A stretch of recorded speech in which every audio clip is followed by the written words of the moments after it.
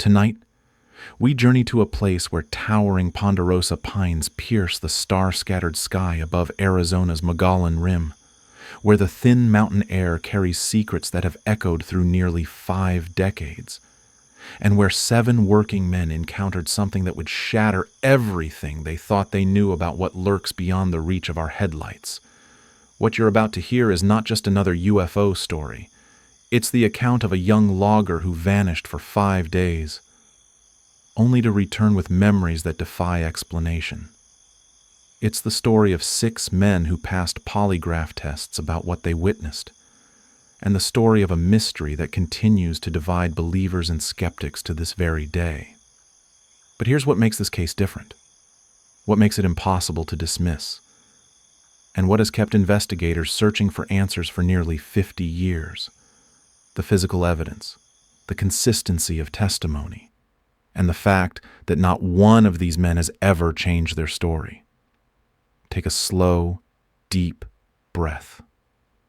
Let the cool mountain air fill your lungs, and drift back with me to November 5th, 1975, to a forest road outside Snowflake, Arizona, to a moment when the ordinary world cracked open, revealing something extraordinary beneath. Part 1. Before the Light. Northern Arizona, 1970s. In the autumn of 1975, the high country of northern Arizona moved to rhythms as old as the mountains themselves. Small towns like Snowflake and Heber nestled between endless stretches of ponderosa pine and Douglas fir, their main streets lined with pickup trucks dusty from forest roads and hardware stores that smelled of motor oil and sawdust. This was logging country, where generations of families had made their living from the tall timber that carpeted the Mogollon Rim. The rim itself stretched like a great green wall across central Arizona, rising 7,000 feet above sea level, its forests thick with trees that had been growing since before the Civil War. Here, in the heart of the Sitgreaves National Forest, the seasons painted themselves in scents and sounds that guided daily life. Cool September mornings carried the sharp bite of pine resin and the distant hum of chainsaws echoing through cathedral groves. October brought the sweet smoke of burning slash piles and the rustle of golden aspen leaves dancing on mountain breezes. And November. November wrapped the high country in crisp silence, broken only by the crack of frozen branches and the soft whisper of snow beginning to dust the highest peaks. The work was honest and hard. Logging crews would leave town before dawn, their headlights carving tunnels through the darkness as they wound along Forest Service roads that twisted deeper and deeper into the wilderness. They carried their coffee in thermos bottles and their lunches in metal pails, and they knew every stump and snag for miles around their cutting units. But there's something else you need to understand about this place. This time. In 1975, the night sky above the Mogollon Rim was still truly dark. No city lights softened the sharp points of stars. No orange glow painted the horizon. When the sun set behind the pines, it left a blackness so complete that the Milky Way stretched from mountaintop to mountaintop like a river of light, and anything moving against that stellar backdrop stood out like a beacon. Mike Rogers was the kind of man other men trusted instinctively, weathered and steady, with calloused hands and eyes that had learned to read the forest like a familiar book. He ran his logging crew with the quiet authority of someone who knew that a single mistake could cost lives. At 28, he was young to be a crew boss, but he had that rare combination of technical skill and natural leadership that made dangerous work feel manageable. His contract with the Forest Service was simple enough on paper.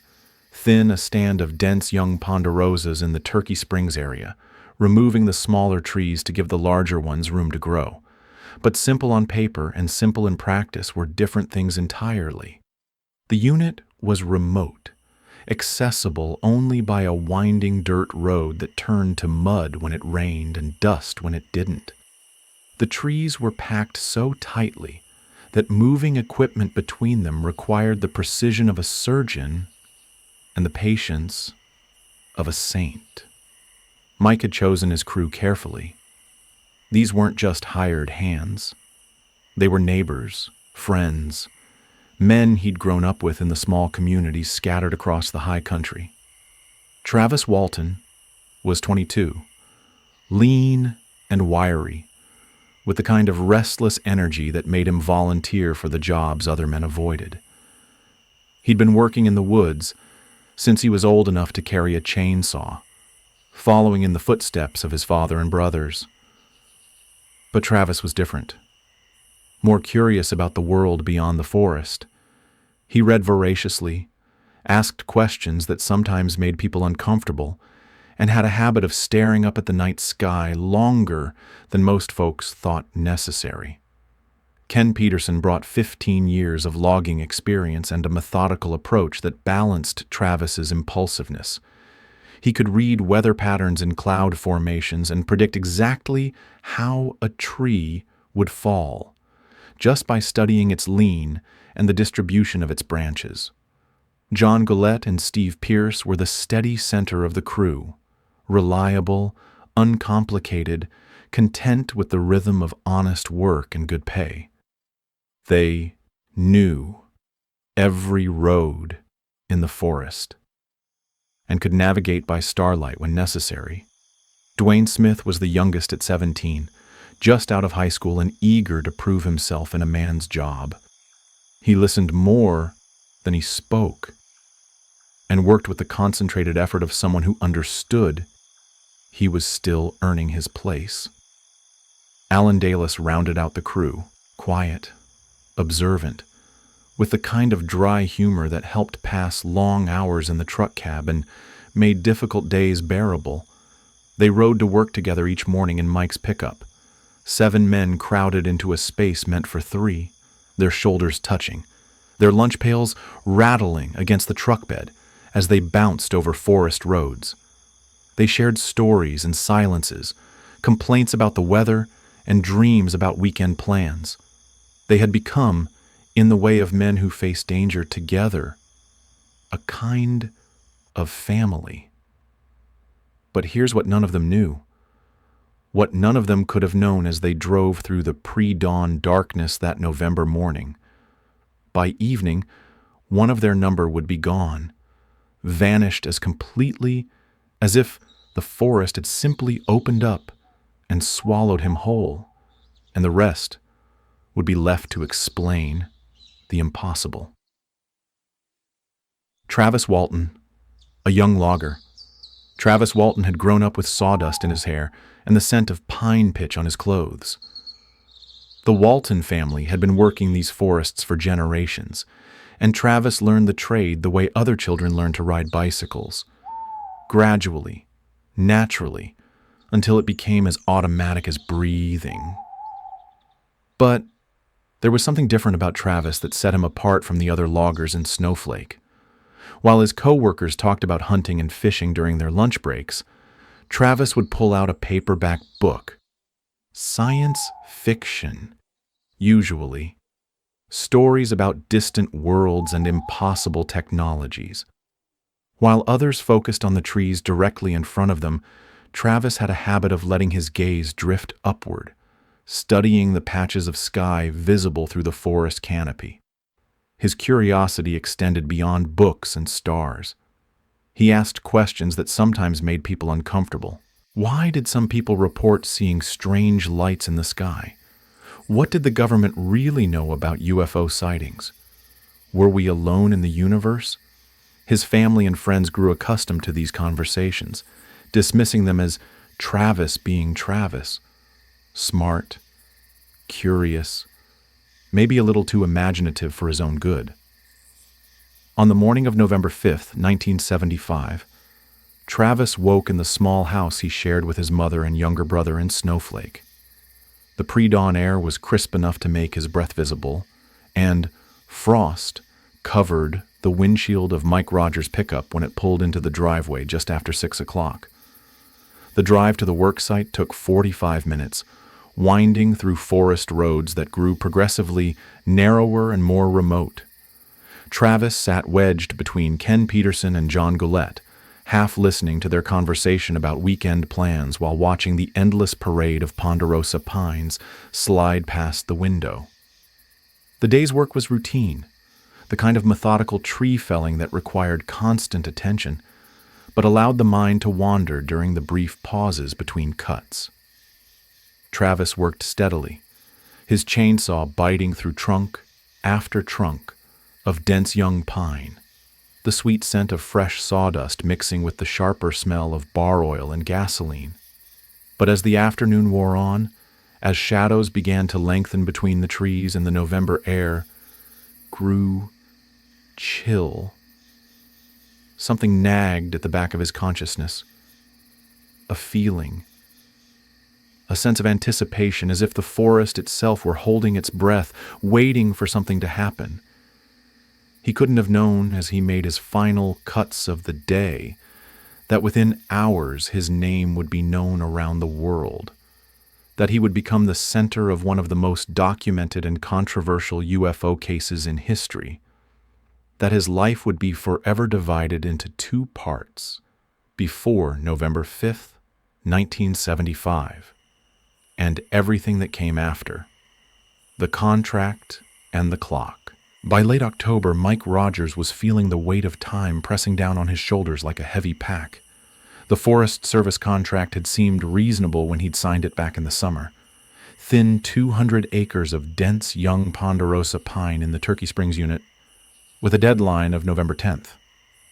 But contracts that looked manageable on paper had a way of becoming complicated in practice. The trees were packed more densely than the aerial photographs had suggested.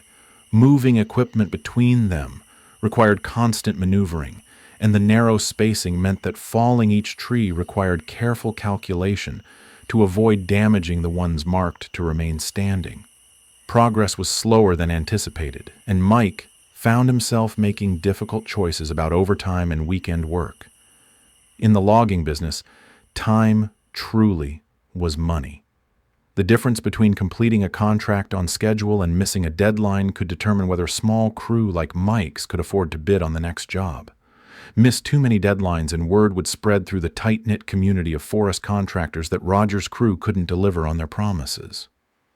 So, as November began, the crew started working longer days, pushing past the traditional quitting time to squeeze every minute of productivity from the shortening daylight hours. They developed a routine: work until they could no longer see clearly enough to operate safely, then pack up their equipment and head home through the gathering darkness.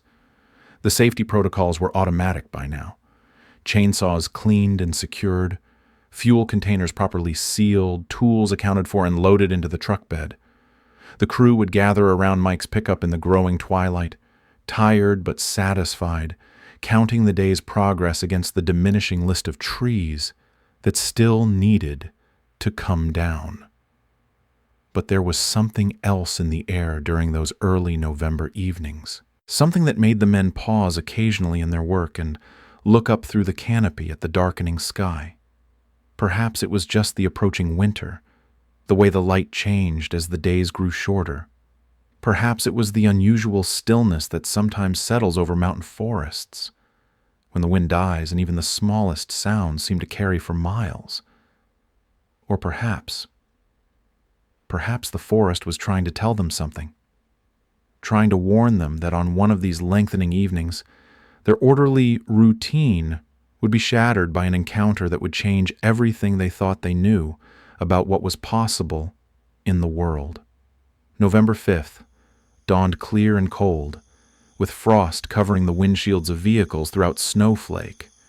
By the time Mike Rogers picked up his crew that morning, the sun had burned off the frost but left the air sharp and clean, with that crystalline clarity that comes only in the high country when winter's approaching.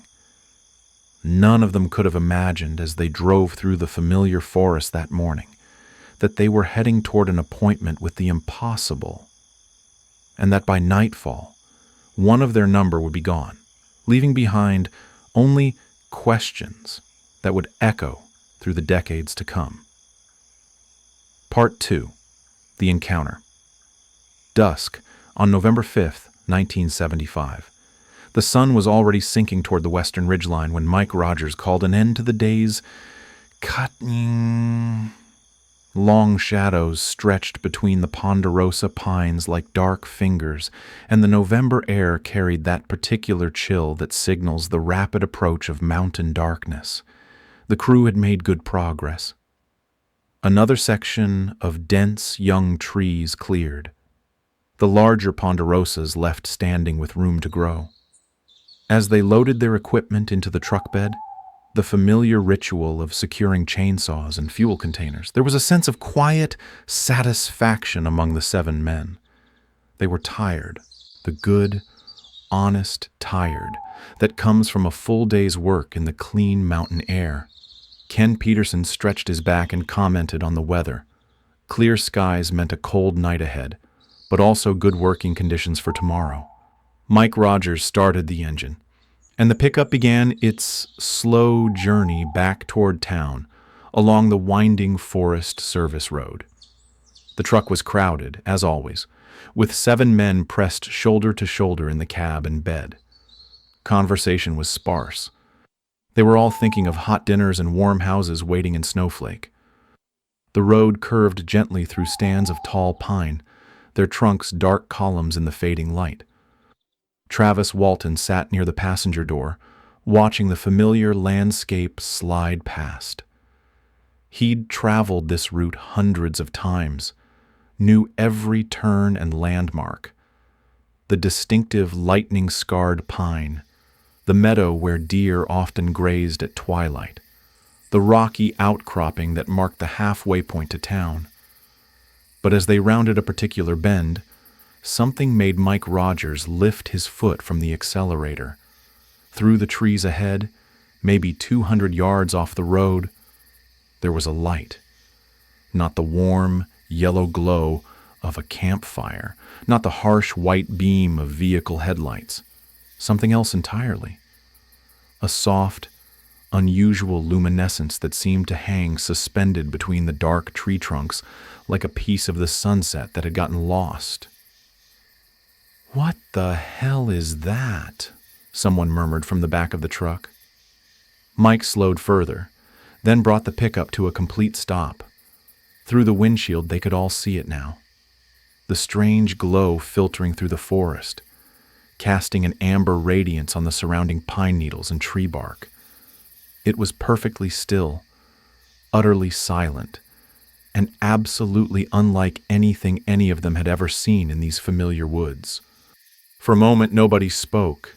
The engine idled roughly in the thin mountain air, and somewhere in the distance a coyote called to its mate. But all 7 men were focused on that inexplicable light, trying to make sense of something that defied easy explanation. "Could be campers," Ken Peterson suggested, but his voice lacked conviction. The light was wrong somehow.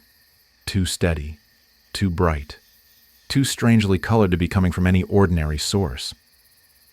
"Let's get closer and see what it is," Travis said, and there was something in his tone, a mixture of curiosity and excitement that should have served as a warning to the others. But warnings are only useful if you recognize them in time. And time, for the 7 men in Mike Rogers' logging truck, was about to run out in the most extraordinary way imaginable. Approaching the object.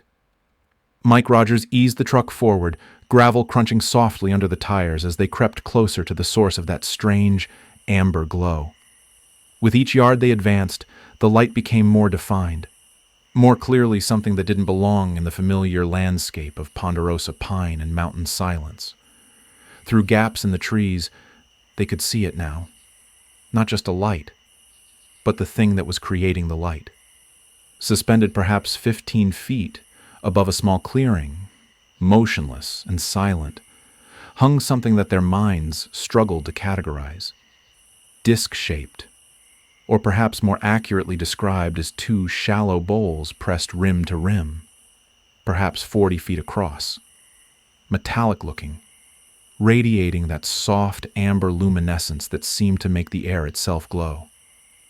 The object made no sound. No engine noise. No electrical hum. No whisper of air displacement. It simply hung there, in perfect stillness, as if gravity were merely a suggestion it had chosen to ignore. Around its perimeter, a band of what might have been windows or panels reflected the dying light of the western sky.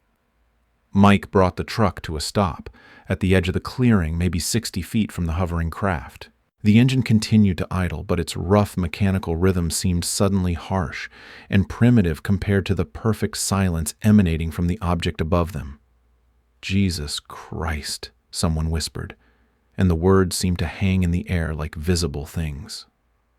For several long moments, none of them moved. They sat transfixed, 7 working men who had spent their lives dealing with concrete, understandable things. Trees and tools and weather and gravity, trying to process something that belonged in the pages of Travis Walton's science fiction novels, not in the middle of a routine drive home from work. The object remained perfectly still, neither approaching nor retreating, giving off that steady amber glow that made everything in the clearing look strange and dreamlike. Pine needles caught the light and seemed to sparkle. The rocky ground took on an almost lunar appearance. And then Travis Walton opened the truck door. "Don't get out!" Mike Rogers said, sharply. But Travis was already stepping down onto the forest floor, drawn by a curiosity that overrode every instinct that should have been screaming at him to stay in the safety of the truck. "Travis, get back in here!" Ken Peterson called out, but Travis was walking forward, moving with the strange, measured pace of someone in a trance, or someone who had suddenly found himself living inside a dream he'd had 1,000 times before. The other 6 men watched in growing alarm as their young co-worker approached the hovering object. They called to him, urged him to return, but their voices seemed to reach him from a great distance. Travis continued walking, his face turned upward toward the craft, his movements deliberate and unhurried. He was perhaps 20 feet from the object when everything changed. The amber glow suddenly intensified, becoming almost blindingly bright. And then, from somewhere beneath the craft, whether it was a beam of light or some kind of energy none of them could name, something reached out and touched Travis Walton. The effect was instantaneous and terrifying. Travis was lifted from his feet and thrown backward through the air with tremendous force, his arms and legs flailing as he tumbled across the rocky ground like a rag doll tossed by an invisible giant. The 6 men in the truck erupted in shouts of panic and disbelief. The object's glow pulsed once, twice, and then began to rise, moving upward through the trees with the same eerie silence it had maintained while hovering. "Go! Go! Go!" someone screamed, and Mike Rogers didn't need to be told twice. He threw the truck into reverse, tires spinning on loose gravel as they fled the clearing in a cloud of dust and exhaust smoke. But as they raced away through the darkening forest, one terrible fact burned in each of their minds with crystal clarity. They had left Travis Walton behind. Flight, return, and loss. The pickup truck hurtled backward down the forest road, Mike Rogers fighting the steering wheel as gravel scattered and dust billowed in their wake. In the bed of the truck, men were shouting over the engine noise, their voices tight with panic and confusion.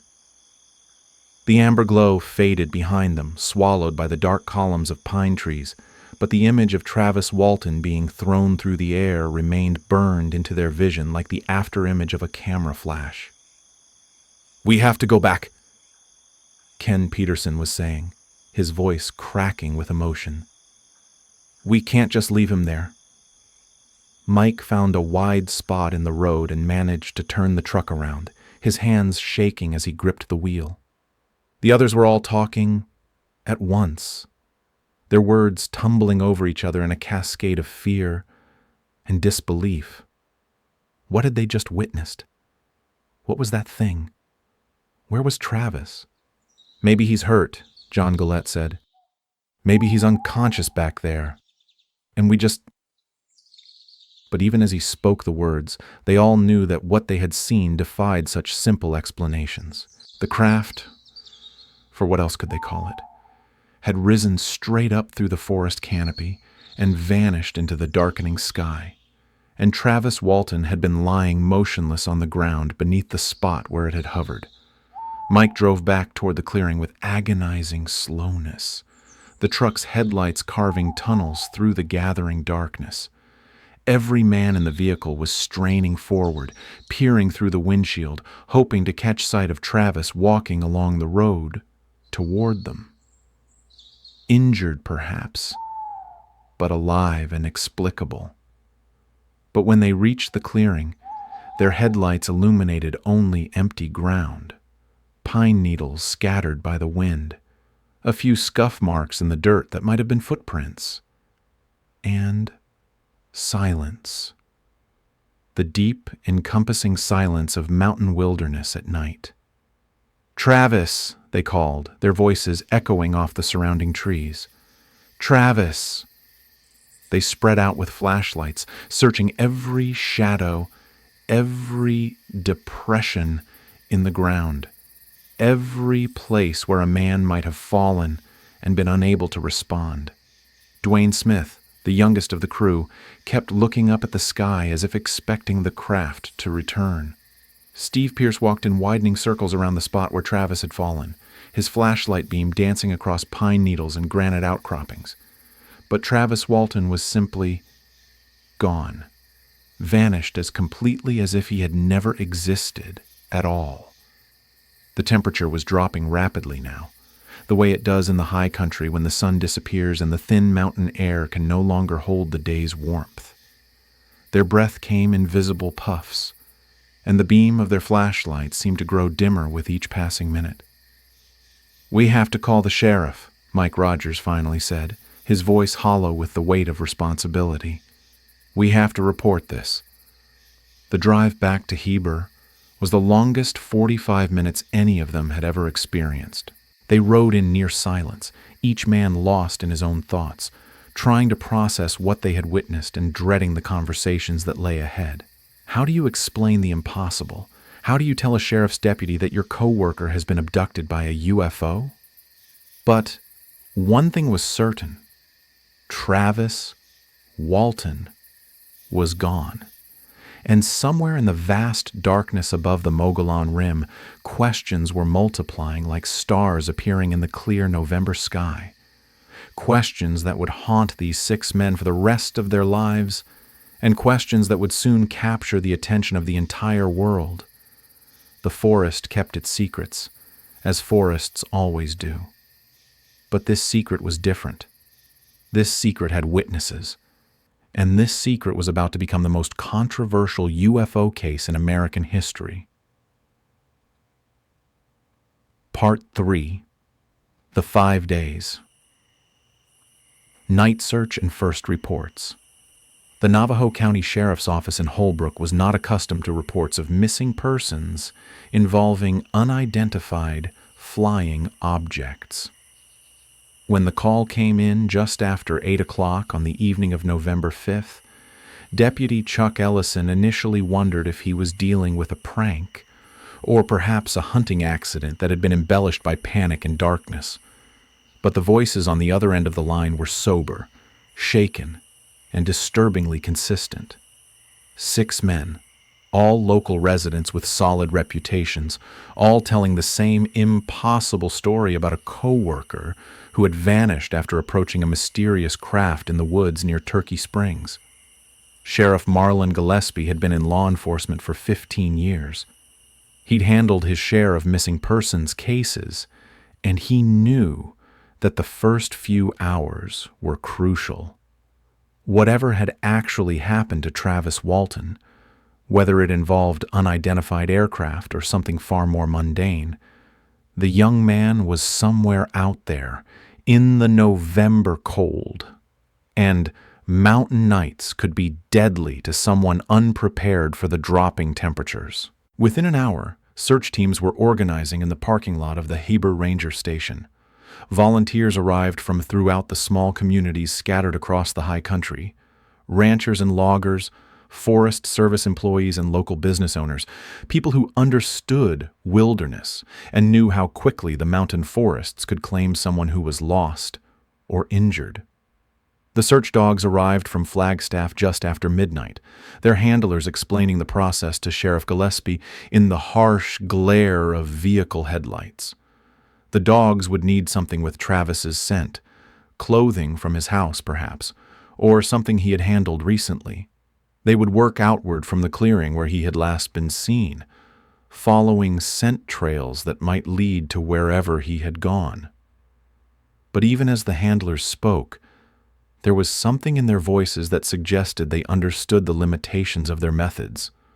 Search dogs were trained to follow human scent through forest and over rock, not to track someone who might have been taken by something that left no trail to follow. The clearing itself yielded little useful evidence. Flashlight beams revealed scuff marks in the pine needles, a few footprints in the soft earth, nothing that clearly indicated violence or struggle. The area where Travis had fallen after being struck by whatever it was that had struck him showed only the natural indentations that might be left by a body hitting the ground. As the night wore on, the search expanded in concentric circles outward from the Turkey Springs area. Teams of volunteers walked grid patterns through the forest, calling Travis's name and listening for any response. The beam of their flashlights swept across granite outcroppings and fallen logs, probing every shadow where an injured man might have taken shelter. But the forest offered only silence in return, the kind of deep, encompassing quiet that settles over mountain wilderness in the small hours before dawn, broken only by the distant call of coyotes and the soft whisper of wind through pine needles. By morning, as the first pale light began to filter through the forest canopy, one fact had become undeniably clear. Travis Walton was not simply lost or injured somewhere in the Turkey Springs area. Whatever had happened to him had carried him far beyond the reach of conventional search methods. And, as word of the incident began to spread beyond the immediate search area, a much larger and more complex investigation was about to begin. Suspicion. Small towns have long memories and short patience for mysteries that disrupt their comfortable rhythms. By the second day of Travis Walton's disappearance, whispers had begun to circulate through the coffee shops and hardware stores of Snowflake and Heber, whispers that suggested the 6 remaining members of Mike Rogers' logging crew might know more about their co-workers' fate than they were admitting. The logic, for those inclined toward suspicion, seemed almost compelling. 7 men go into the forest together. 6 men come back with an incredible story about flying saucers and mysterious lights. The 7th man is nowhere to be found, despite an intensive search involving dozens of volunteers and professional search dogs. Detective Ken Coplin of the Navajo County Sheriff's Office found himself walking a delicate line between maintaining an open mind and following the statistical realities of missing persons cases. In his experience, when someone disappeared under unusual circumstances, the explanation usually involved human agency rather than extraterrestrial intervention. The 6 crew members were interviewed separately, their statements taken in the sterile environment of the sheriff's office conference room. Each man told the same basic story: the strange light in the forest, the craft hovering above the clearing, Travis approaching against their warnings, the beam of energy that had thrown him backward, their panicked flight and guilty return. But as Detective Coplin listened to these accounts, he found himself focusing on the small inconsistencies that creep into any retelling of traumatic events. The exact size of the craft varied slightly from witness to witness. The duration of the encounter was described differently by different men. The precise sequence of events, who had said what, when, shifted like shadows depending on who was telling the story. Were these the natural variations that occur when multiple people try to describe a shocking and unprecedented experience? Or were they the kind of discrepancies that emerge when a group of people are trying to coordinate a deception? The pressure on the 6 men was intense and unrelenting. Friends and neighbors who had known them for years began to look at them with suspicious eyes. The local newspaper carried daily updates on the search efforts, and with each passing day that Travis remained missing, the implication grew stronger that his co-workers might be responsible for his disappearance. Mike Rogers, as the crew boss, bore the heaviest weight of suspicion. He had hired Travis, supervised him, been responsible for his safety. If something had gone wrong, if there had been an argument, an accident, a moment of violence that had spiraled out of control, Mike would have been in a position to orchestrate a cover-up.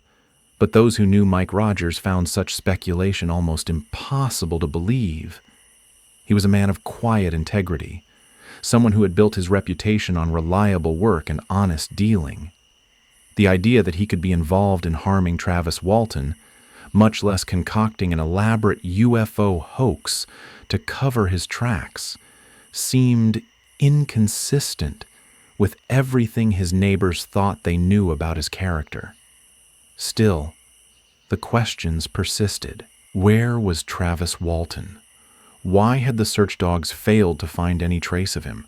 And why were 6 grown men sticking to a story that sounded like something out of a science fiction movie?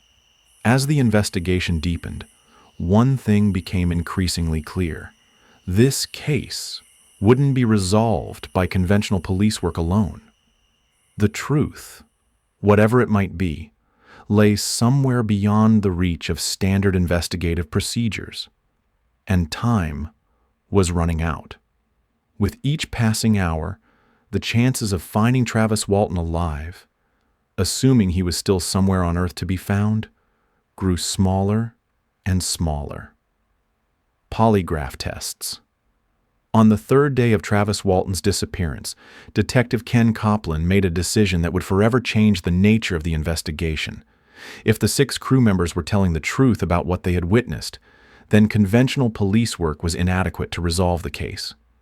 If they were lying, if Travis's disappearance was the result of foul play, covered up by an elaborate deception, then perhaps modern technology could reveal what traditional interrogation had failed to uncover.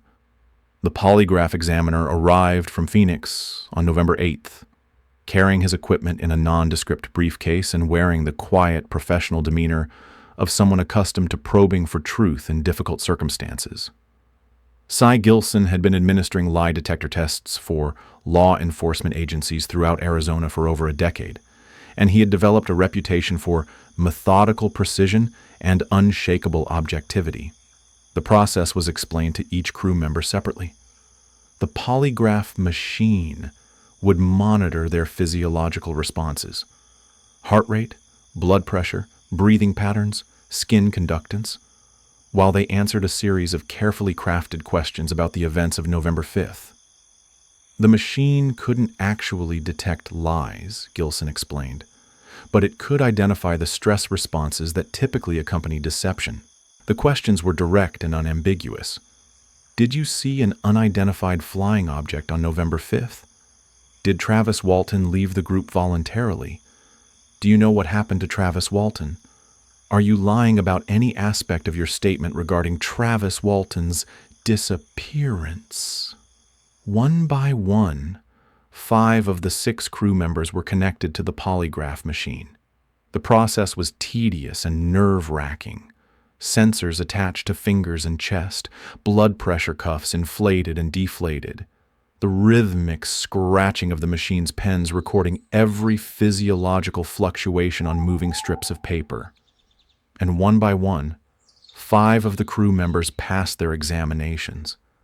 The machine's traces showed the normal stress responses of men under pressure, but not the dramatic spikes and irregular patterns typically associated with deliberate deception.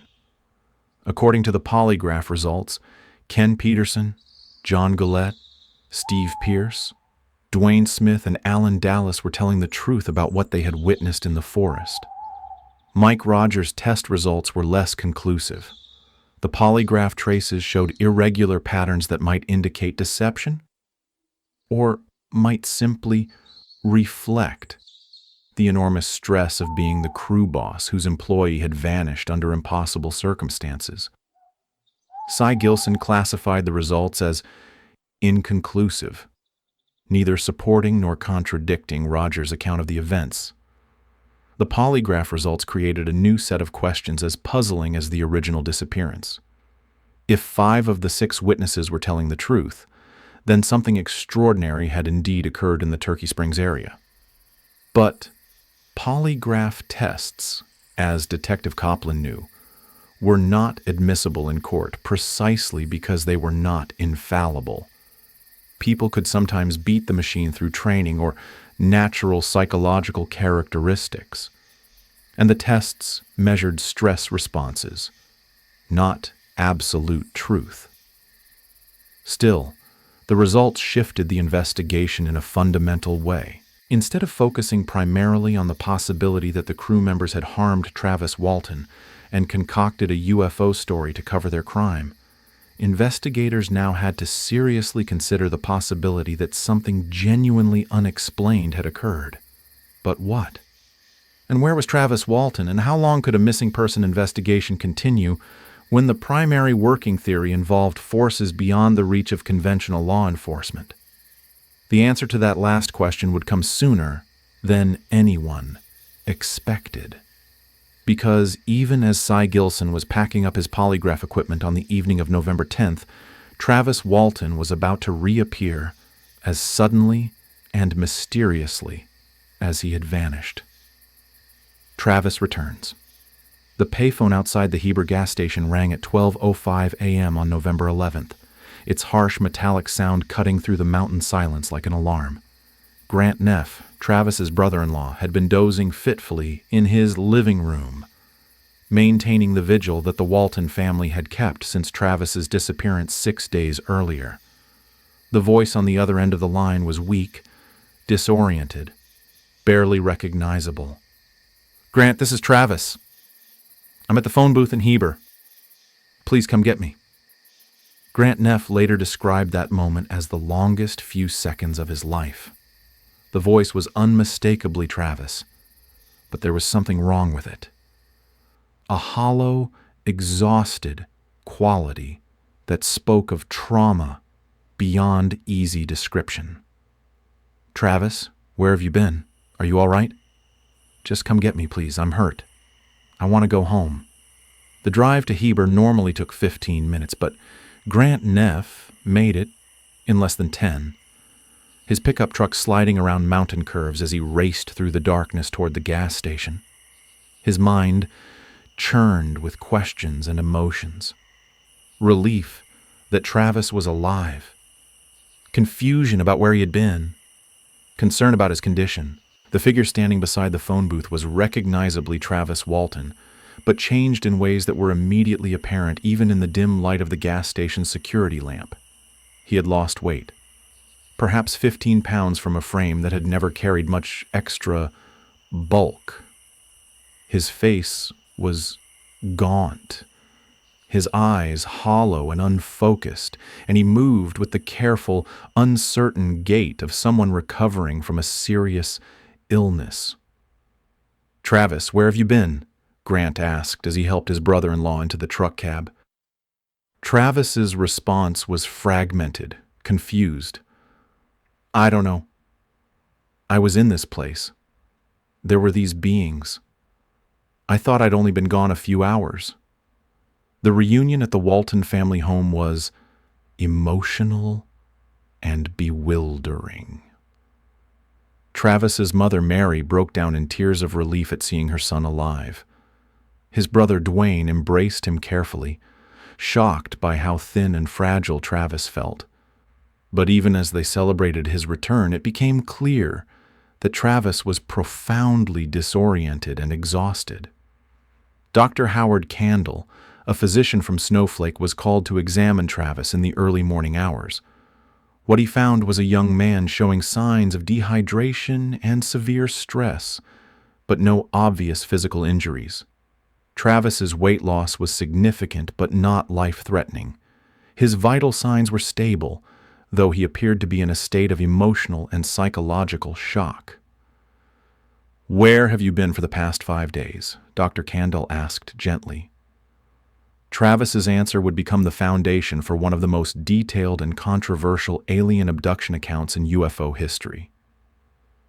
"I was on their ship. I don't remember everything, but they took me aboard their ship." As Travis rested in his childhood bedroom, wrapped in familiar blankets and surrounded by family, word of his return began to spread through the small communities of the high country. The phone at the Walton house started ringing before dawn. Reporters, investigators, curiosity seekers, all wanting to know the same thing. Where had Travis Walton been for 5 days? And what had happened to him during those missing hours?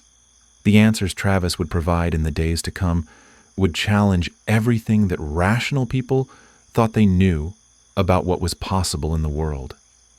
But for now, in the quiet pre-dawn darkness of his mother's house, Travis Walton was simply a young man trying to process memories that seemed to belong to someone else's dream or nightmare. Outside, the same stars that had witnessed his disappearance continued their ancient dance across the Arizona sky, keeping their secrets as they had for countless millennia. But one secret, at least, had been partially revealed. Travis Walton was alive. The question of where he had been and what had happened to him during those 5 missing days was about to captivate the world. Part 4. Inside the Story. Travis's account. The Craft. In the days following his return, as Travis Walton gradually regained his strength and his memories began to coalesce into a coherent narrative, he would describe an experience that stretched the boundaries of human understanding. What he remembered, what he claimed to remember, was a journey into a realm where the familiar laws of physics seemed suspended, where beings unlike anything in terrestrial biology moved through spaces that defied conventional architecture. But the memories came slowly, like fragments of a dream half remembered upon waking. Travis would sit in his childhood bedroom, staring out the window at the familiar pine-covered hills, struggling to piece together experiences that his mind seemed reluctant to fully acknowledge. The first thing he remembered was awakening. Not in the forest clearing where he had been struck down, but in a place that was unmistakably elsewhere. The air itself felt different, cleaner, somehow, with a quality that made breathing effortless despite an underlying metallic taste. The temperature was perfectly controlled, neither warm nor cool, as if the environment had been calibrated for human comfort. He was lying on what could only be described as a table. Though it was unlike any examination table in a terrestrial hospital. The surface was smooth and slightly yielding, adapting to the contours of his body in a way that suggested advanced material science. Above him, a soft amber light emanated from panels that seemed to be part of the ceiling itself, casting no shadows but providing perfect illumination. And then he saw them. The beings that approached him were small, perhaps 4 feet in height, with large, hairless heads that seemed disproportionate to their slender bodies. Their skin was pale, almost translucent, with a texture that suggested something between flesh and the finest silk. But it was their eyes that would haunt Travis's memories for the rest of his life. Large, dark, seemingly without pupils, reflecting an intelligence that was unmistakably alien, yet somehow not entirely unfamiliar. They were looking at me, Travis would later say, his voice taking on a distant quality whenever he described this part of his experience. Not examining me like a doctor would examine a patient, more like they were trying to understand something about me that they hadn't expected to find. The beings moved with a fluid grace that suggested they were perfectly adapted to their environment.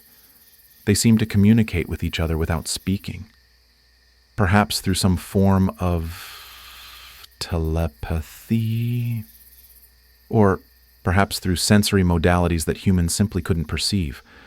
When they touched him, and they did touch him, with instruments that felt warm and somehow alive, their movements were gentle but purposeful. Travis tried to speak, to ask questions, to demand explanations, but his voice seemed to catch in his throat. Whether this was due to some effect of the atmosphere, or trauma, or the simple impossibility of the situation, he couldn't say.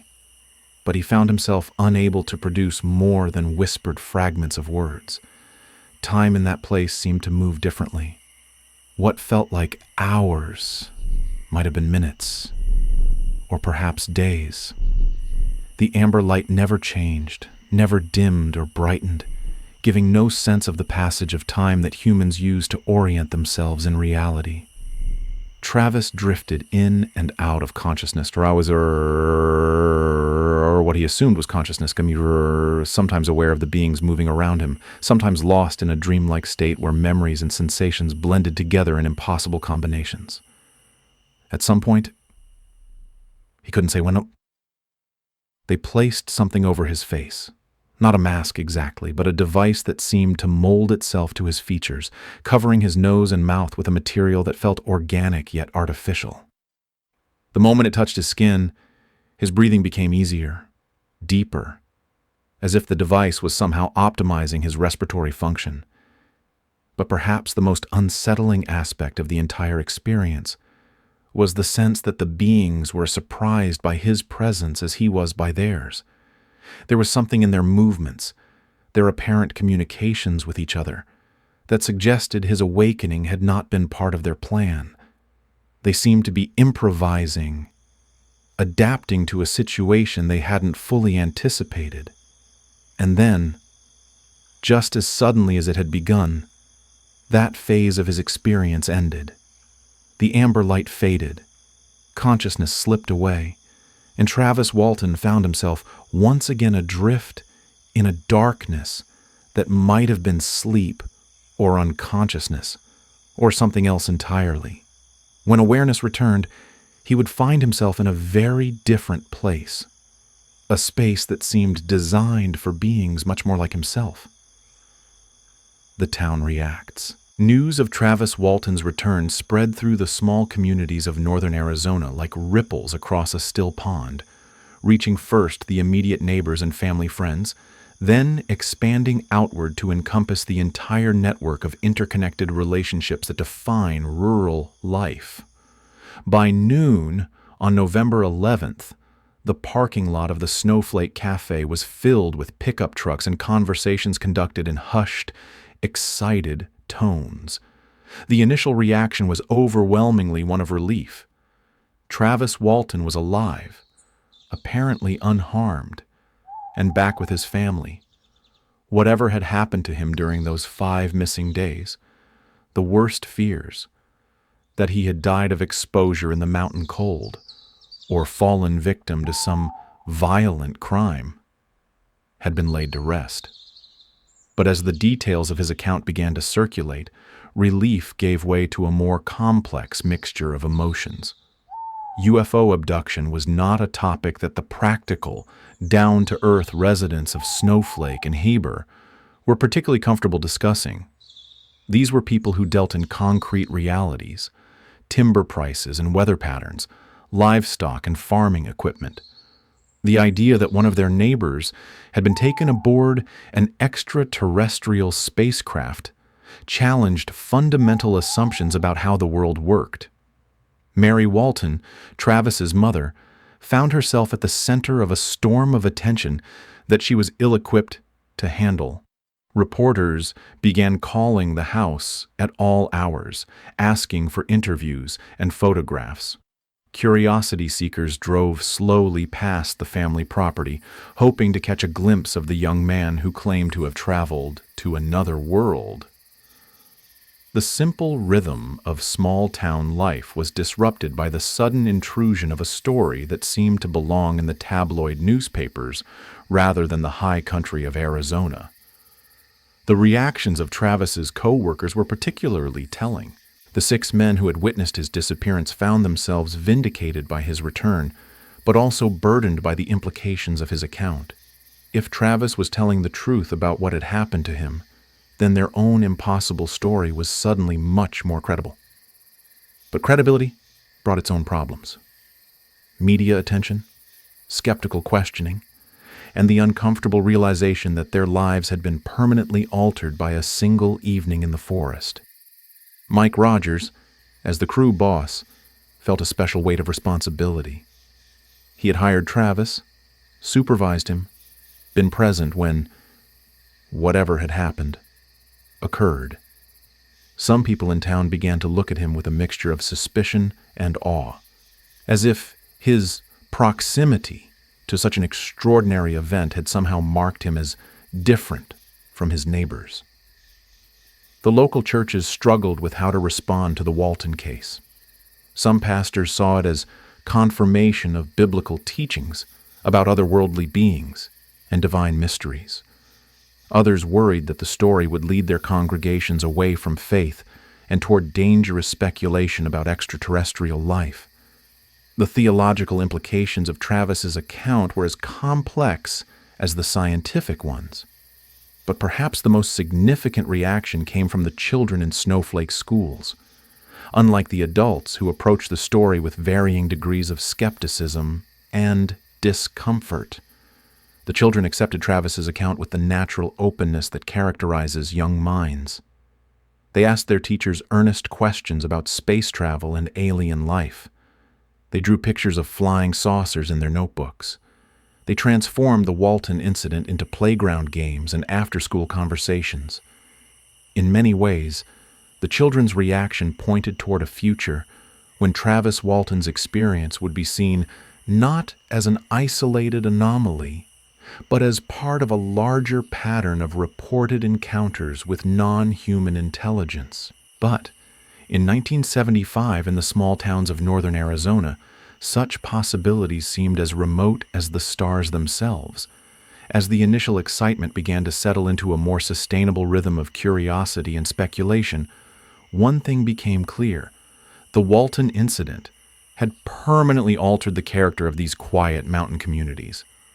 Whatever the ultimate truth about Travis's 5 missing days, the story had introduced questions and possibilities that would continue to resonate long after the media attention faded. And the media attention was only beginning. Investigators and skeptics. Within 48 hours of Travis Walton's return, representatives from organizations that most residents of Snowflake had never heard of began arriving in the small mountain town. The case had attracted the attention of UFO research groups, skeptical investigators, and media outlets from across the country, all drawn by the rare combination of multiple witnesses, physical evidence, and a returned abductee with detailed memories. The Mutual UFO Network, known as MUFON, dispatched their most experienced field investigators to conduct detailed interviews with Travis and the 6 crew members. These investigators brought with them sophisticated recording equipment, standardized questionnaire forms, and decades of experience in evaluating UFO reports. They approached the case with the methodical precision of scientists, seeking to document every detail and identify any inconsistencies that might reveal the truth behind the extraordinary claims. Dr. J. Allen Hynek, the astronomer who had served as the Air Force's primary UFO consultant for over 20 years, expressed cautious interest in the Walton case. Hynek had developed a classification system for UFO encounters, and if Travis's account proved credible, it would represent what he termed a close encounter of the fourth kind, direct contact with extraterrestrial beings. Such cases were exceptionally rare, and Hynek understood the importance of rigorous investigation. But for every researcher who approached the case with open-minded skepticism, there were others who arrived with predetermined conclusions. Philip Klass, an aviation journalist and prominent UFO debunker, immediately began searching for evidence of hoax or misidentification. Klass had built his reputation on methodically dismantling UFO cases, and he saw the Walton incident as another opportunity to demonstrate that extraordinary claims required extraordinary evidence, evidence that he was confident would be found lacking.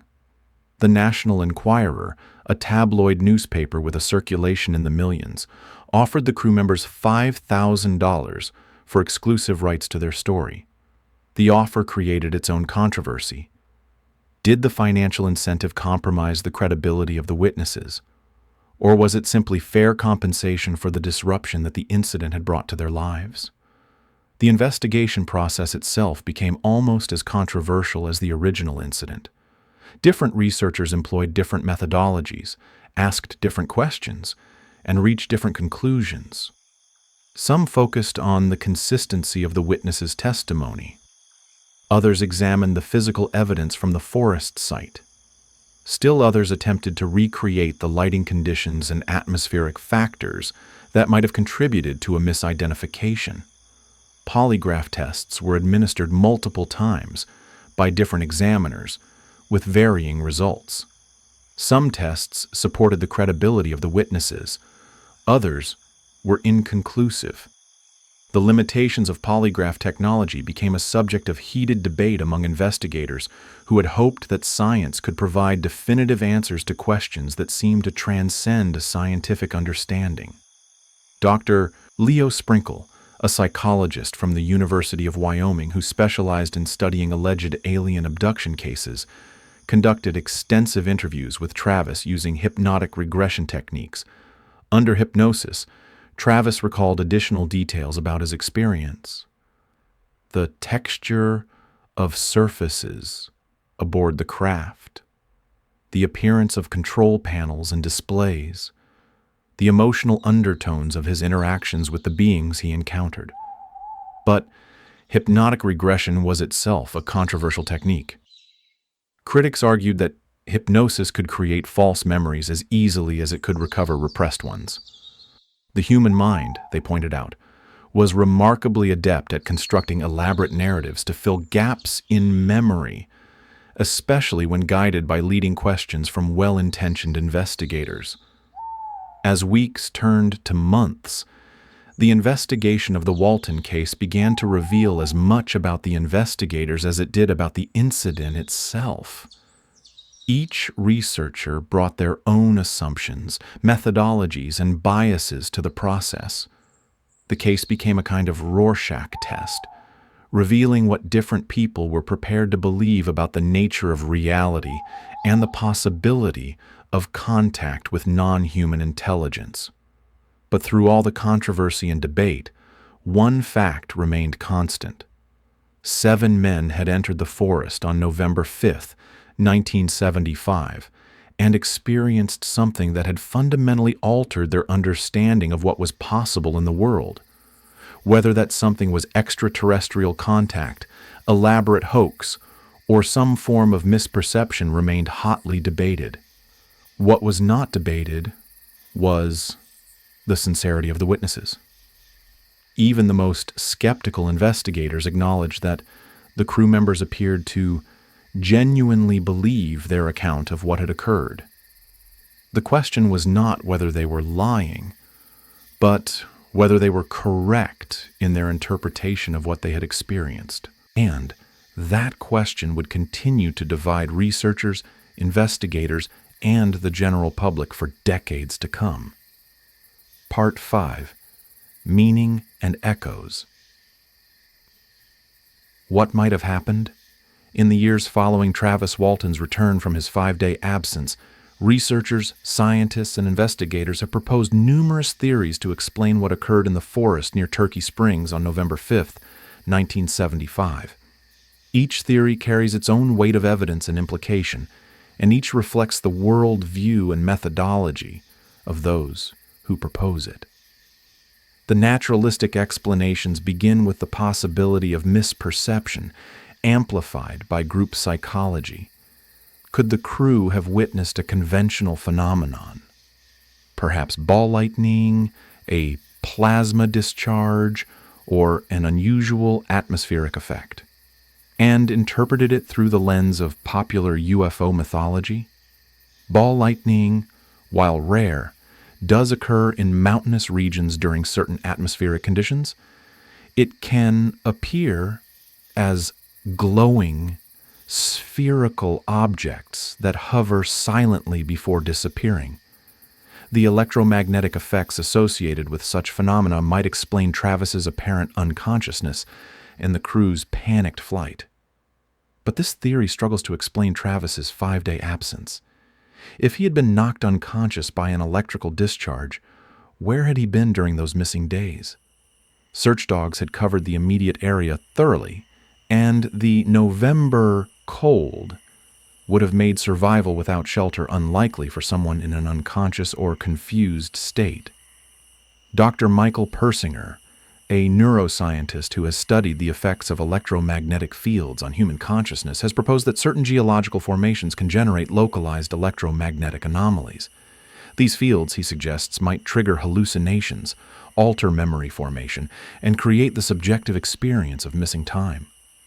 The Mogollon Rim, with its complex geology and mineral deposits, might provide the conditions necessary for such effects. Yet, even this sophisticated naturalistic explanation leaves questions unanswered. Why would all 7 men experience similar hallucinations? How would electromagnetic fields explain the consistency of their accounts, or the physical evidence of Travis's ordeal? His weight loss, dehydration, and apparent trauma? The hoax hypothesis has been examined extensively by both believers and skeptics. Could the crew have conspired to fake Travis's abduction for financial gain, publicity, or some other motive? The National Enquirer's $5,000 offer for exclusive rights to their story provided a potential financial incentive, though the money was offered after the incident, not before. The crew members had no apparent history of interest in UFO phenomena, and most were described by neighbors as practical, down-to-earth men unlikely to concoct elaborate deceptions. More troubling for the hoax theory is the question of how such a deception could have been maintained. Where could Travis have hidden for 5 days in a small community where everyone knew everyone else? How could 6 men, under intense scrutiny and separate questioning, maintain perfect consistency in their accounts? And why would they choose to tell a story that brought them suspicion, ridicule, and unwanted attention, rather than fame and fortune? The polygraph results add another layer of complexity. While not scientifically infallible, the tests suggested that 5 of the 6 crew members were being truthful about their experience. Even the inconclusive result for Mike Rogers could be explained by the exceptional stress of his situation rather than deliberate deception. But perhaps the most compelling evidence against the hoax theory is the long-term behavior of the witnesses. In the decades since the incident, none of the crew members has recanted their story or admitted to deception. They have endured years of scrutiny, skepticism, and in some cases ridicule, yet their accounts have remained essentially unchanged. Such consistency over time is difficult to explain if the original incident was fabricated. The extraterrestrial hypothesis, the possibility that Travis Walton was actually abducted by beings from another world, is the most extraordinary of the proposed explanations, and therefore requires the most extraordinary evidence. Yet in some ways, it is also the most straightforward interpretation of the witnesses' accounts. Travis's detailed description of the craft's interior, The beings he encountered and the technology he observed shows remarkable consistency with other reported alien abduction cases from around the world. The medical examination procedures he described, the apparent concern for his well-being, and the advanced materials and lighting systems all match patterns reported by other alleged abductees. The beings Travis described, small in stature with large heads and dark eyes, fit what researchers call the gray alien archetype, though this description would not become widely known in popular culture until years after Travis's experience. His account preceded the publication of many books and films that would establish this image in the public consciousness. Most significantly, Travis's experience occurred during what UFO researchers term the classic era of alien abduction reports, a period from the 1960s through the 1980s when hundreds of similar cases were documented worldwide. Many of these cases involved multiple witnesses, physical evidence, and detailed accounts of medical examinations aboard extraterrestrial craft. Yet the extraterrestrial hypothesis raises profound questions about the nature of reality, the possibility of interstellar travel, and humanity's place in the universe. If Travis Walton was indeed taken aboard an alien spacecraft, then we are not alone in the cosmos, and we are being visited by intelligences possessing technology far beyond our current understanding. The truth about what happened to Travis Walton may ultimately be unknowable through conventional investigative methods. Each theory, naturalistic, deceptive, or extraterrestrial, requires us to accept premises that challenge our assumptions about what is possible in the world. Perhaps the most honest conclusion is the most unsatisfying one. Some things remain unmeasured, unexplained, and beyond the reach of our current understanding. The mystery of Travis Walton's 5 missing days continues to resist easy categorization, standing as a reminder that the universe may contain phenomena that transcend our ability to comprehend them. Personal aftermath. The extraordinary events of November 1975 cast long shadows across the lives of everyone involved, but none more so than Travis Walton himself. In the months and years following his return, Travis would discover that being at the center of one of the most famous UFO cases in history was both a blessing and a burden that would define the rest of his life. The immediate aftermath was overwhelming. Media attention transformed the quiet logging community into a circus of reporters, camera crews, and curiosity seekers. Travis found himself thrust into a world of interviews, book deals, and speaking engagements for which his simple upbringing had not prepared him. The young man who had once found solace in the peaceful rhythms of forest work now lived under constant scrutiny, his every word analyzed for consistency and credibility. The financial opportunities were real, but complicated.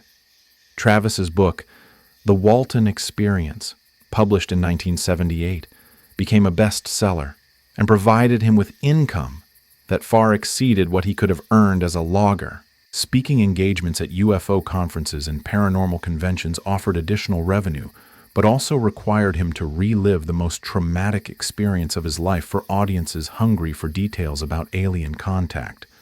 But money could not compensate for the personal costs of fame. Travis struggled with the weight of being a public figure, particularly one associated with claims that many people found difficult to believe. Dating became complicated when potential partners had to decide whether they could accept not just Travis, but the extraordinary story that surrounded him. Friendships were strained as some people sought him out specifically because of his famous experience, while others distanced themselves from the controversy. The 6 crew members who had witnessed Travis's disappearance faced their own challenges. While they had not been taken aboard a UFO, their lives had been irrevocably altered by what they had seen. Some, like Mike Rogers, found the attention and scrutiny difficult to bear.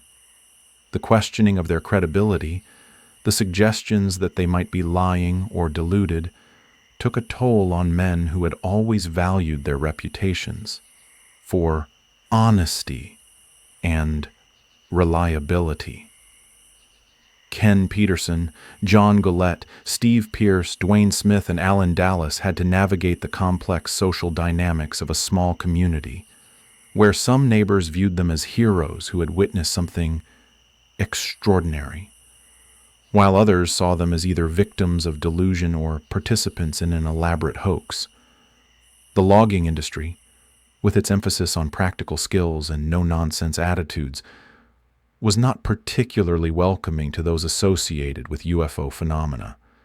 Over time, the crew members adopted different strategies for dealing with their unwanted fame.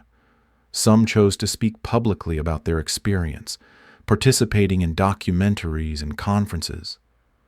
Others preferred privacy, granting few interviews and focusing on rebuilding their normal lives away from the spotlight.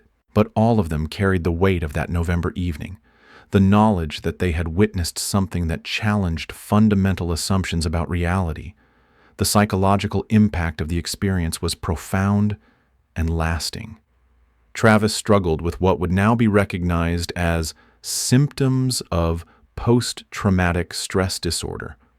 Sleep disturbances, anxiety, and difficulty concentrating plagued him for years after his return. The memory of his time aboard the craft remained vivid but fragmentary, and he sometimes wondered whether he wanted to remember more or to forget what he already knew.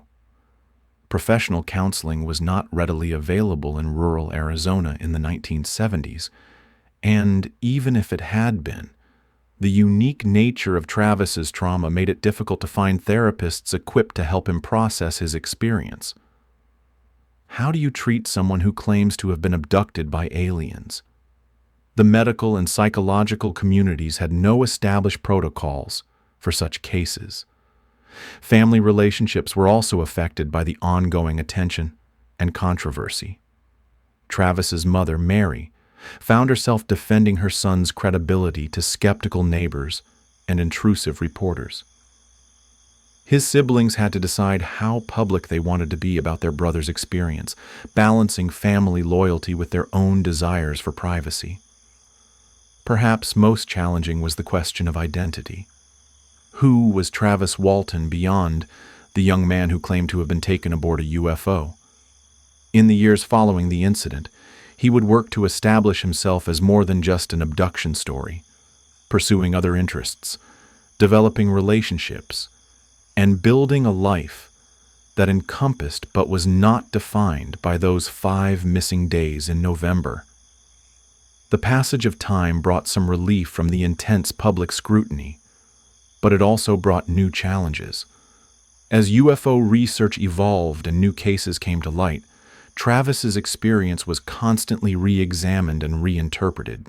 Each new book or documentary about alien abduction mentioned his case, ensuring that the story would never truly fade from public consciousness. Yet for all the difficulties and complications, Travis Walton never wavered in his account of what had happened to him. Through decades of questions, investigations, and skeptical challenges, he maintained that his experience aboard an extraterrestrial craft was real, and that his memories, however fragmentary and disturbing, were accurate to the best of his ability to recall them. The weight of that conviction, the burden of carrying an impossible truth in a world that demanded conventional explanations, would shape the trajectory of his entire life. Fire in the Sky.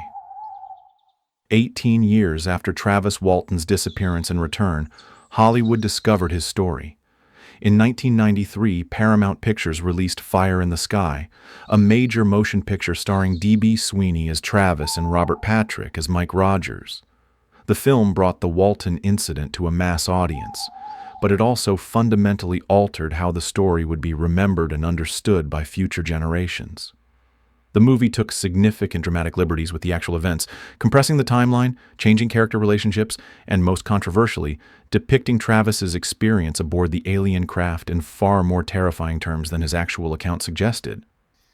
The film's abduction sequence became a nightmare of medical horror, with Travis shown being tortured and experimented upon by malevolent aliens in scenes designed to maximize fear rather than accurately represent his memories.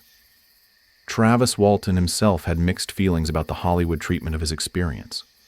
While he appreciated that the film brought attention to his case and provided him with additional income through consulting, fees, and publicity appearances, he was disappointed by the dramatic distortions that transformed his account into a conventional alien horror story. The movie was about 70% accurate, Travis would later say in interviews, but the 30% they changed was significant. They made it much more frightening than it actually was. My experience was certainly traumatic, but it wasn't the torture session they showed in the film. The differences were not merely matters of dramatic interpretation. The movie's version of events emphasized elements that played well to audience expectations about alien abduction. Invasive medical procedures, malevolent beings, and helpless human victims. Travis's actual account, while certainly disturbing, included elements of apparent concern on the part of his captors, and suggested a more complex interaction than simple victimization. But perhaps most significantly, the film established a visual and emotional template for how the Walton case would be understood by popular culture. For millions of viewers who saw Fire in the Sky, the movie's version became the definitive account of what had happened in the Arizona forest. The nuances of Travis's actual testimony, the careful investigations conducted by researchers, and the complex questions raised by the incident were simplified into a straightforward narrative of alien abduction and return. The film's impact extended beyond entertainment into the realm of memory and cultural understanding. Studies in cognitive psychology have shown that dramatic visual representations can alter how people remember actual events, even when they know the representations are fictional. For many people, Travis Walton's experience became indistinguishable from D.B. Sweeney's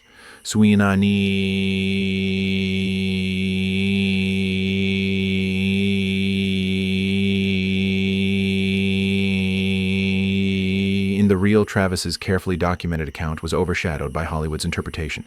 This phenomenon highlighted a broader challenge in UFO research and the documentation of anomalous experiences. How do you preserve the integrity of witness testimony in a culture that constantly reshapes stories to fit familiar narrative patterns? How do you distinguish between what actually happened and what people think should have happened based on their exposure to movies, books, and television shows?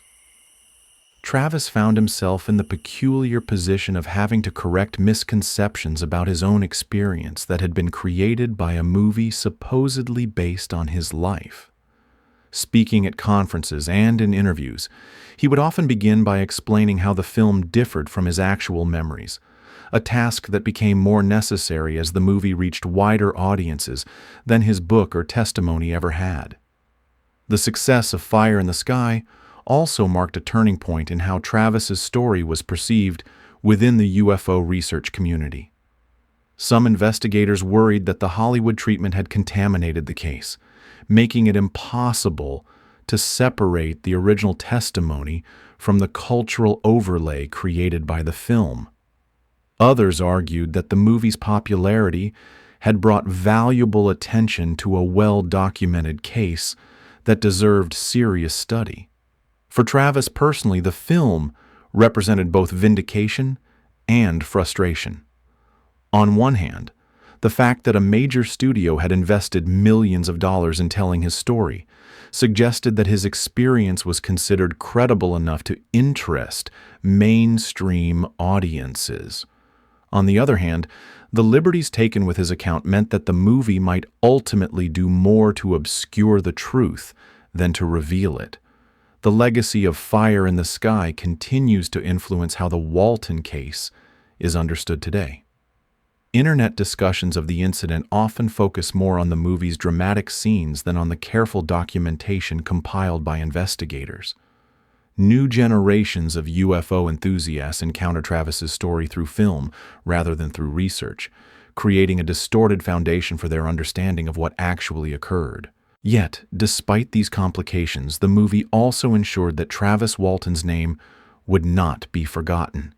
In an age where UFO cases often disappear from public consciousness within months of being reported, Fire in the Sky guaranteed that the events of November 1975 would continue to be discussed and debated for decades to come. Whether that legacy serves the cause of truth or merely perpetuates a compelling myth remains one of the many unresolved questions surrounding the most famous alien abduction case in American history. The forest endures. 49 years have passed since that November evening when 7 men encountered something impossible in the woods near Turkey Springs. The ponderosa pines that witnessed those extraordinary events continue their slow, patient growth toward the Arizona sky, adding ring after ring to their ancient heartwood, keeping whatever secrets the forest holds in the cellular memory of wood and bark. If you drive the old Forest Service roads today, you can still find the area where Mike Rogers' logging crew was working in the autumn of 1975. The trees they cut are gone, of course, harvested and hauled away to sawmills decades ago. But the larger ponderosas they left standing have grown thick and tall, their crowns now reaching heights that cast deeper shadows across the forest floor. The clearing where Travis Walton disappeared has been reclaimed by the natural processes of mountain ecology. Young trees have sprouted where once there was open ground. Wildflowers bloom in spring where men once stood watching something that defied explanation hover silently in the gathering dusk.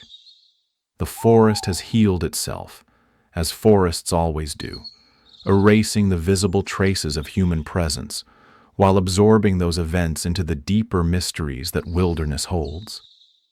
Visitors still come to the area, drawn by curiosity about one of the most documented UFO cases in history.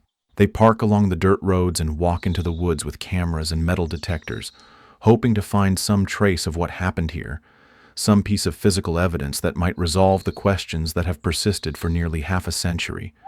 But the forest offers no easy answers. The trees grow, the seasons change, and the silence that settles over these mountains at dusk is the same profound quiet that surrounded 7 working men on an evening in 1975. Whatever truths the woods might hold, they keep them in the patient, enduring way that only wilderness can. The people whose lives were changed by that November encounter have aged as the trees have grown. Some have passed away, taking their memories and their certainties with them into whatever realm awaits beyond earthly testimony. Others continue to tell their story, to answer the same questions they have been asked for decades, to maintain their account of what they witnessed when the familiar world cracked open to reveal something extraordinary beneath. Travis Walton, now in his 70s, still lives in Arizona, still speaks at conferences and grants interviews about his experience. His hair has gone gray. His face has acquired the weathered look of a man who has spent years carrying an impossible burden. But his account remains essentially unchanged from the first fragmented words he spoke upon his return. A consistency that either represents unwavering truth or the most disciplined deception in the annals of UFO research. The questions that surrounded the case from its first reporting remain largely unanswered. Science has advanced dramatically since 1975.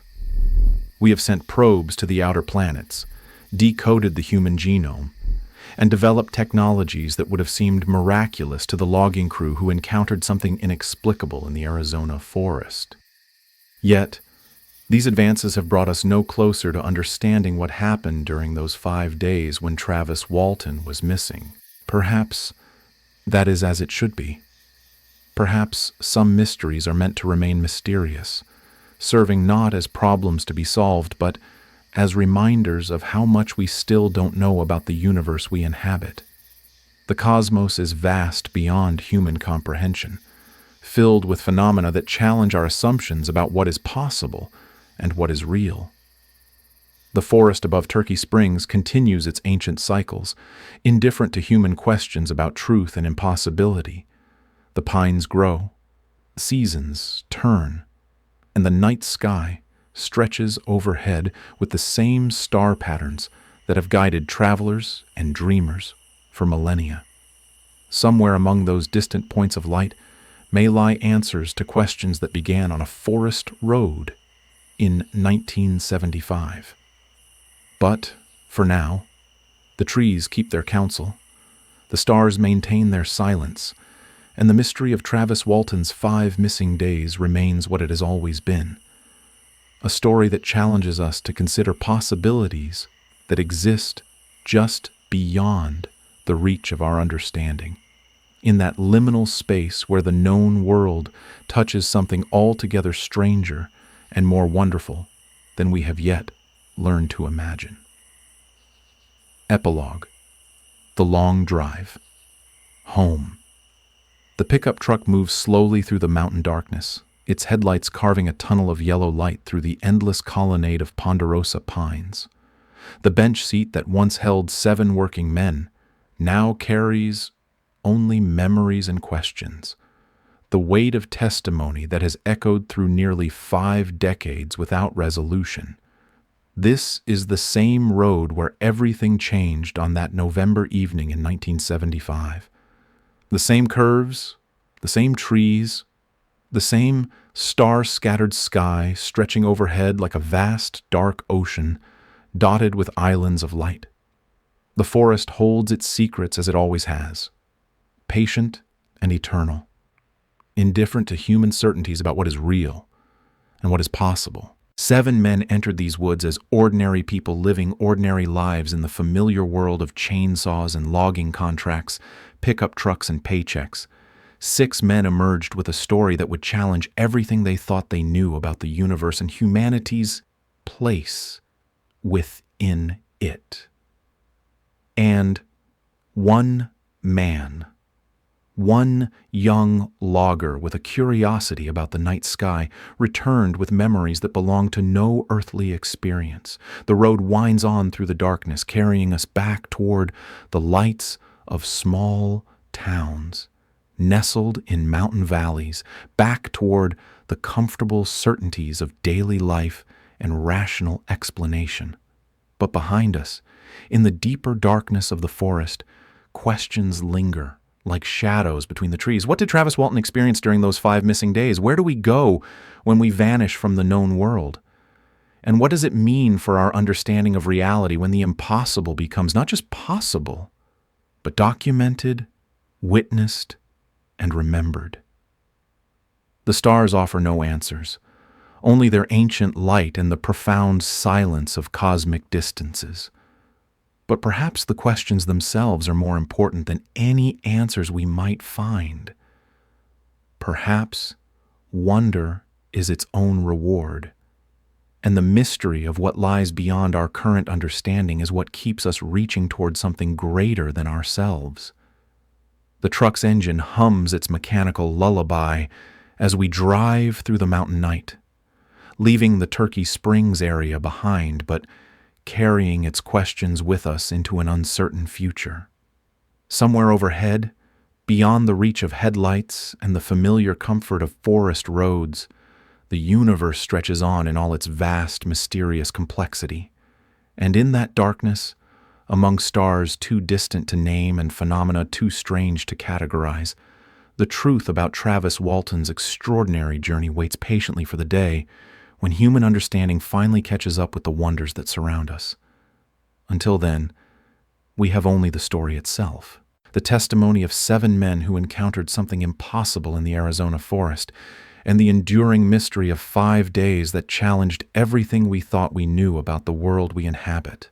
The road home stretches ahead through the darkness, but the questions raised on that November evening in 1975 will travel with us forever. Reminders that the universe is far stranger and more wonderful than we have yet learned to imagine.